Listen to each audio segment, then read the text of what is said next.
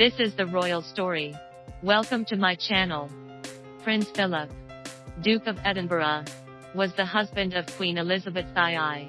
And during his lifetime the old man was as keen as his wife to drive his own car. But their shared hobby left no good memories for the Queen. According to Prince Philip's close friend Giles Brandreth, the prince is known for driving so fast that the Queen is terrified of riding in his car. In an interview with the British press, Brandreth revealed an incident in which the Countess of Mountbatten, Prince Philip's cousin, told him about the prince driving too fast when her father, Lord Mountbatten, drove out with the Queen and Prince Philip. And Prince Philip scared both the Lord and the Queen in the car because he was driving too fast. It is said that the prince kept speeding up.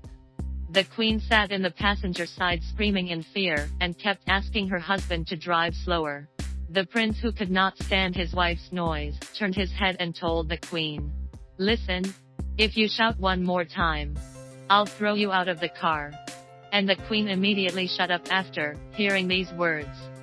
Prince Philip was not in the mood to be affected by anything at that time, but simply wanted to get to his destination quickly.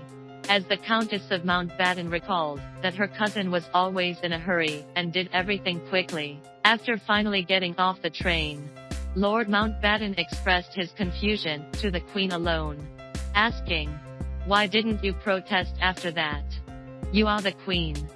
But the Queen replied, "Oh, you heard what he said. And he meant it." It has to be said that although Prince Philip is a public man who respects his wife, in private he is probably the most wife-fearing royal. At the age of 26, Prince Philip drove off a roadside fence in Cirencester, Gloucestershire, and crashed into a tree, killing the car but leaving the prince with minor bruises.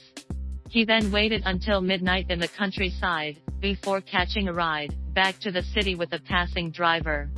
And a few years ago the situation was even more alarming. 97-year-old Prince Philip driving in his and the Queen's Sandys-Eraham estate. The vehicle went out of control, and drove off the road directly, overturned on the side of the road. Even witnesses were terrified by the situation. But the nearly 100-year-old man was miraculously unharmed.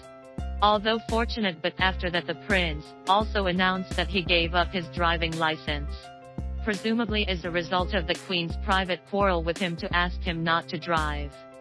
By April 2021, Prince Philip passed away 2 months before his 100th birthday due to illness. Due to the impact of the epidemic, the royal family could only simplify the funeral of the elderly.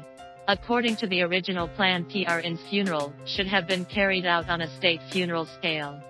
In the 73 years that the Queen and Prince Philip have walked hand in hand, there have been many stories of the two having fights, like the prince threatening the Queen to throw her out of the car, and the Queen throwing the prince out of the house when she was on a work trip abroad. These stumbles are now some of the Queen's fondest memories.